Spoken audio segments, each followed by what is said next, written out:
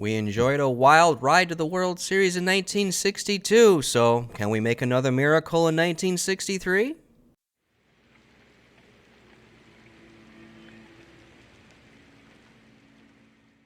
Welcome back to the Baseball Dreamland channel, where we're going to continue our Continental League challenge with the Minnesota Twins and Out of the Park Baseball 25.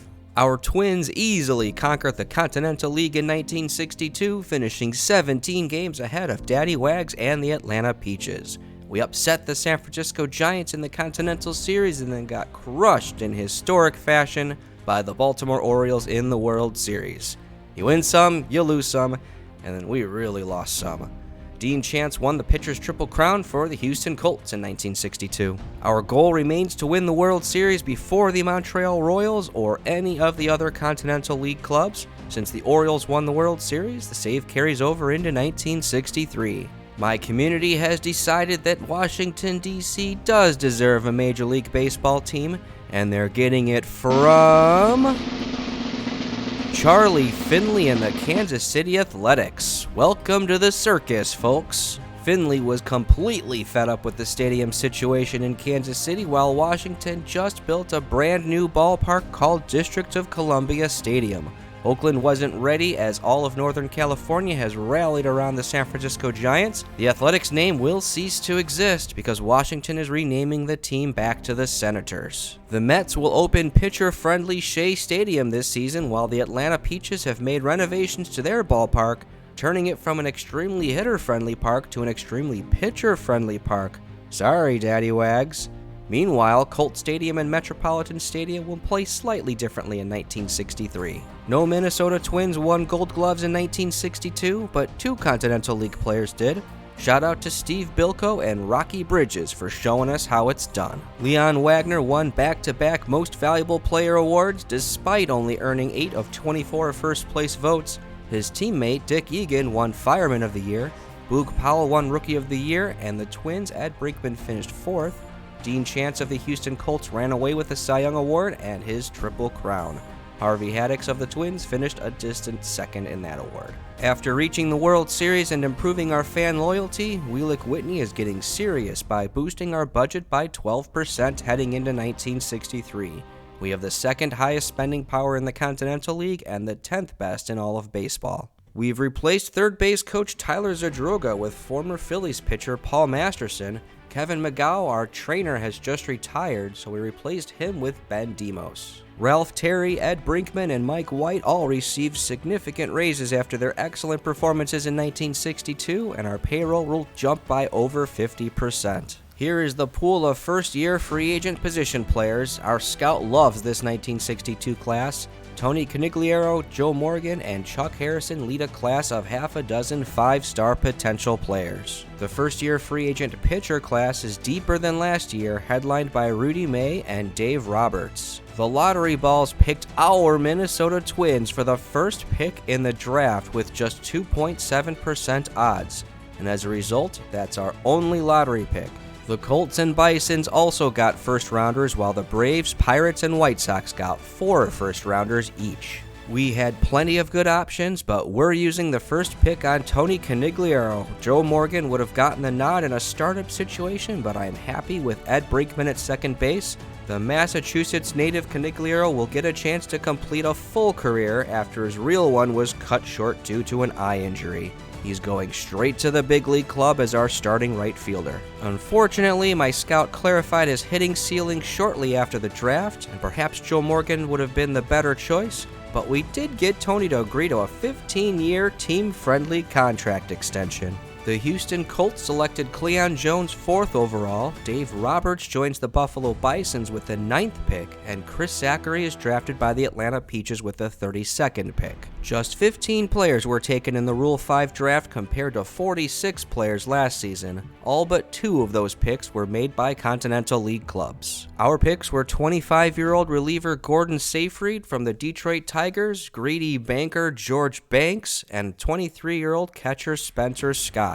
These players have a difficult road to making our opening day roster though. We didn't make any trades and finished the offseason without any major acquisitions. The only major trade was third baseman Eddie Yost heading from the Colorado Rockies to the Cincinnati Reds for a pair of prospects. Number 20 ranked prospect Tony Conigliaro puts us on the map, but it won't last long because he'll immediately exhaust his rookie eligibility. The Milwaukee Braves have the number 1 system while the Baltimore Orioles fall all the way from 8th place in 1962 to last place. Here are our opening day 1963 Minnesota Twins. Our roster is starting to take a peculiar shape with 3 teenagers plus Tom Satriano and Ed Brinkman forming our young core. Meanwhile, we have 12 players over the age of 30, including 37-year-old Harvey Haddix, 44-year-old Diomedes Olivo, and 37-year-old Willie Jones. Any regression from these aging players will challenge our limited depth.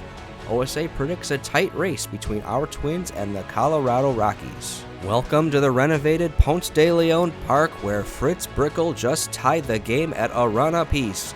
Daddy Wags can win the game in the 11th, but pops out to first base. How about the 13th? Grounds out to second base. What about the 17th? Another ground out. The 22nd inning? You guessed it, grounds out to first. But Ted Kluszewski drives it up the middle to finally end this marathon opener. In other C-League action, Luis Tiant and the Rangers take advantage of 4 Mets errors to win for the second opening day in a row. Don Demeter leads the Houston Colts to an easy 11-4 victory over the Blue Jays. The Colorado Rockies defeat the Buffalo Bisons for the second straight opening day 5-2. Rangers left fielder Bob Cerv clubbed a 2-run homer off Ralph Terry in the first inning, and we conclude April getting shut out by Luis Tiant in Dallas. That loss drops us into a 3-way tie for first place with the Rangers and Blue Jays. Terry surrendered 2 homers to the Rangers, totaling a league-leading 8 in April. But Harvey Haddix and Ken McBride helped our staff allow fewer than 3 runs per game. First baseman Dalton Jones posted a team-best .915 OPS, but we're just 16th in runs scored. This 9th inning error by Dalton Jones, who's playing second base, doesn't help matters, and then he allows the go-ahead run to score with the very next batter. Better stick to first base from now on, buddy. The last place Bisons win 3-1, knocking us down into second place behind the Toronto Blue Jays. Tony Conigliaro broke out with 10 home runs, and Ken McBride collected 5 wins, and Diomedes Olivo collected 9 saves. We finished with an 18-10 record in May, despite Jim Landis and Ed Brinkman landing on the disabled list. We also acquired Billy Lowe's off waivers from the San Francisco Giants. Lowe's is famous for losing a ground ball in the sun during the 1952 World Series. He's posted an impressive 60 FIP- over his first 3 turns as our 5th starter. Jim Landis sends a deep fly to left field, and that's his 9th home run of the season. 7 runs will do just fine for Ralph Terry, who shuts out Daddy Wags and the Atlanta Peaches on 3 hits. Landis posted a 1081 OPS in June, but Tony Conigliaro smashed 11 homers to earn MLB Batter of the Month and Rookie of the Month. He now leads the majors with 24 on the season. The Twins finished 18-9 in June, with 5 of those wins supplied by Harvey Haddix. Our 47-26 record is the second best in baseball, but the best belongs to the Toronto Blue Jays. Finally, we've lost closer Diomedes Olivo for the season with a torn rotator cuff. His season ends with 10 saves, a 1.65 ERA, and 75 FIP-.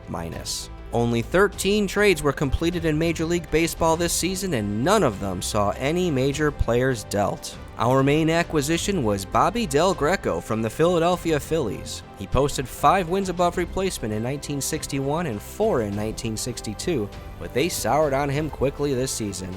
While the outfield is clearly his natural position, we desperately need a third baseman, and he's gonna slot there. While this means the aging and struggling Willie Jones has to be designated for assignment. While he only earned half a win above replacement during his season and a half with the club, he was the MVP of last season's Continental Series win against the San Francisco Giants, and for that, we say thank you. Former Rule 5 draft pick Bob Barton heads to Philadelphia in this deal. I've been giving him playing time in the minors this season, and his bat is yet to develop. His defensive presence is something I may regret losing in the future, though.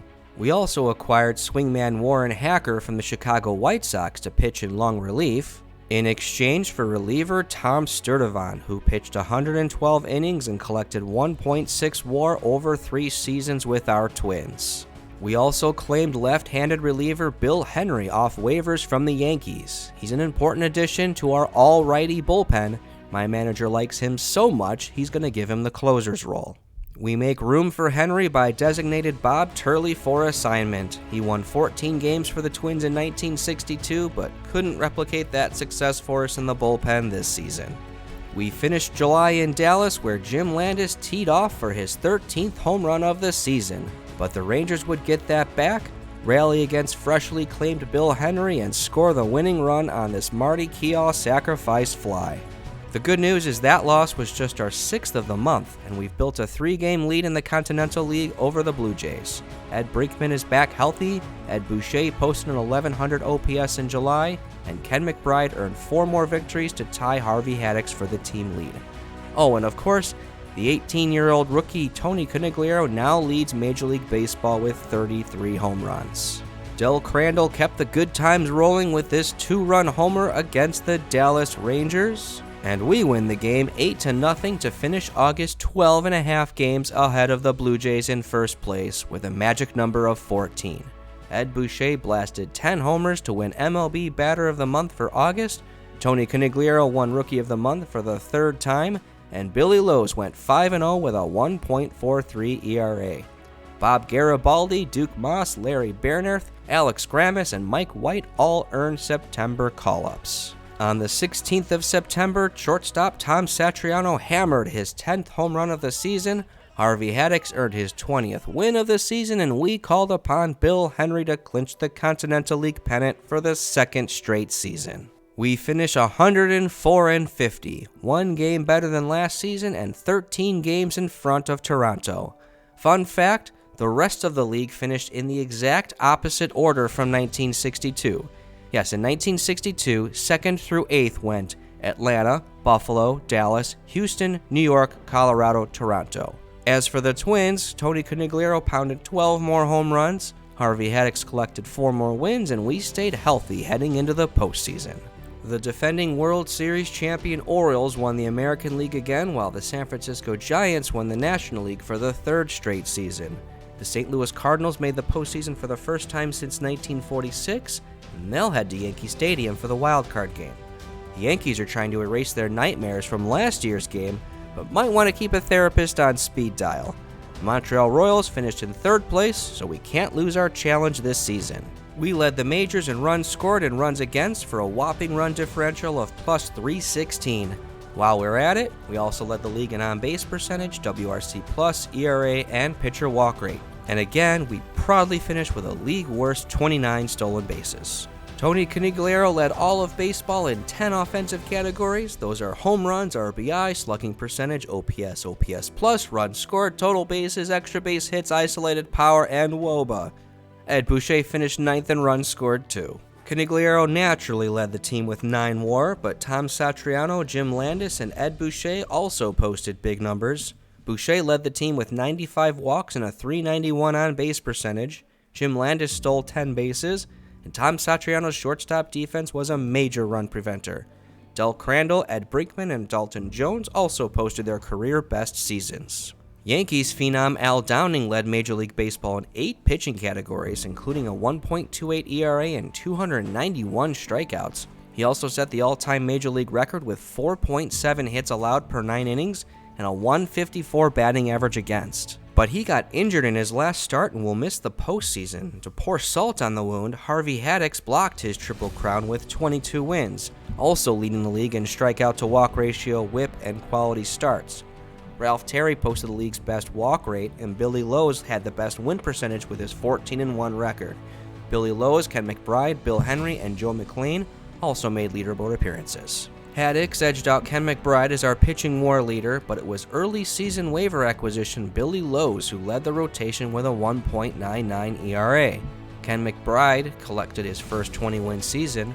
Ralph Terry coughed up 30 home runs but was still effective overall. Bill Henry, our July waiver acquisition, wasn't very good but is keeping his closer's role because why not? Al Kaline and Roberto Clemente shared the best hitting performance of the season with 4-hit, 2-homer games. Don Buford, Jim Gentile, Harmon Killebrew all had 3 homer games that didn't make the list. Frank Robinson and George Altman both had cycles.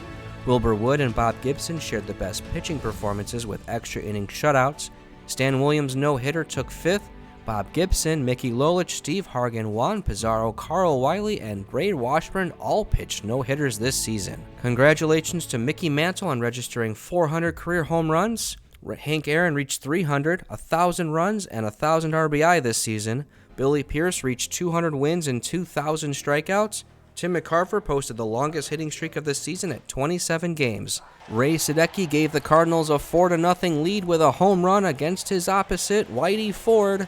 Ken Boyer pounded another homer off Ford, and the Al Downingless Yankees get handled by the Cardinals 9-4. That's 3 postseason series losses for the Yankees. Better get that therapist on the line. The Cardinals will face the Baltimore Orioles in one Continental Series, and we draw a rematch against the San Francisco Giants in the other.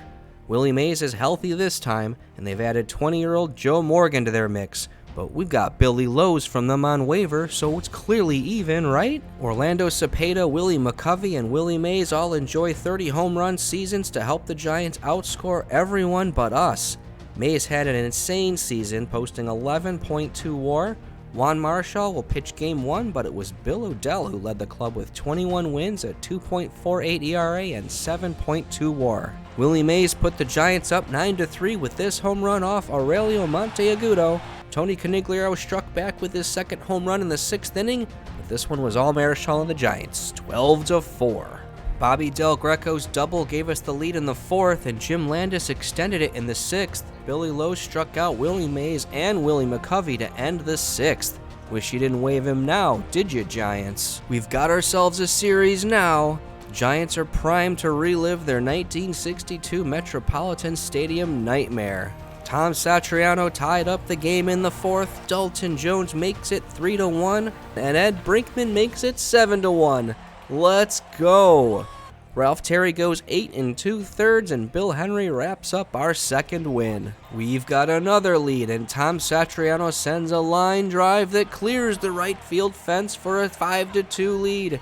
Bill Henry retired Willie Mays, putting us to within 1 game of the World Series. Orlando Cepeda's second inning single put the Giants in front 3-1, and then Willie McCovey blew the game open with a 3-run homer. We climbed back into it, but too little, too late. But we still have 2 chances to pull this series off at Candlestick Park. This series has unfolded exactly as it did last season. Giants won Game 1, then we won 3 straight, and then the Giants won Game 5. We're giving the ball to former Giant Billy Lowe's. Time for a little deja vu. Del Crandall has just walked to load the bases in the 7th. We're pinch hitting with Walt Morin, and he bloops a single into left field. Twins lead 4-2.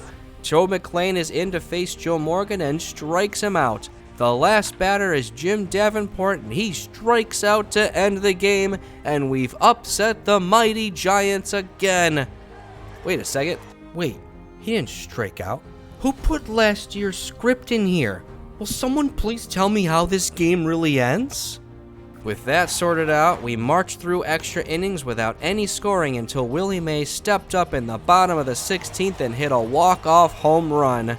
We're going to Game 7. Giants pitcher Sam Jones hit a seeing-eye single through a drawn-in infield to put the Giants on the scoreboard, but we rallied in the 8th inning with 2 outs, bringing up pinch hitter Hal Narrigan, but he grounded out weakly. Willie McCovey drilled a home run in the bottom of the 9th, and the situation looked hopeless. But Dalton Jones led off the 9th with a home run of his own, and we were back within 1. Sam Jones retired the next 2 batters to bring up Jim Landis. And we've lost to the Giants in 7 games, with the final 2 games being decided on the thinnest of margins. It's a heartbreaking end, folks. Willie McCovey won Series MVP honors, which is a relief. It would have stung much worse had Joe Morgan won it. We did pass him in the draft after all. As for us, Tom Satriano and Bobby Del Greco were outstanding, while Jim Landis and Ed Boucher had a series to forget. And on the pitching side, what a lucky find Billy Lowe's was. He continued his dominance against his former club, allowing just 1 run in 13 innings. Harry Hedicks, on the other hand, yikes. 11 earned runs in just 5 innings pitched. Here are your 1963 Minnesota Twins signing off. Our second straight Continental League title and nearly our second straight World Series appearance, and we've got a ton of very young talent. Things are looking good heading into 1964. In the other series, Jackie Brandt's 2-run double put the Orioles up 7-3, and Billy Heft struck out Jim Hickman, sending the Orioles to their second straight World Series. That World Series went 7 games, and Ron Hansen put the Orioles in front with a solo home run in the 6th. That lead would hold until the 9th, when pinch hitter Pete Runnels stepped to the plate against Joe Moeller and flew out to center field, making the Orioles back-to-back World Series champions. The Orioles had a tougher road to victory this time, but were able to dispatch the Cardinals in 6 games and the Giants in 7 games. Congratulations to the World Series MVP Boog Powell and the players on the 1963 World Series champion Orioles. Before we head to 1964, it's time to say goodbye to a few players. Duke Moss was claimed off waivers from the Yankees in July 1961. He accumulated 1.2 wins above replacement and spent most of 1963 in AAA. Hal Narrigan was also claimed in 1961 from the Senators. He collected a 2.2 WAR as reserve outfielder and catcher over 3 seasons with the Twins. Alex Grummus was signed as a minor league free agent and only made 19 plate appearances with the clubs. Thanks for the memories, gents. Thanks for making it to the end of the season with me. Like the video if you enjoyed it. Subscribe to the channel if you want to be notified when the next one comes out. Leave a comment on what you think should happen in this universe ahead of the 1964 season. I'll see you for that one.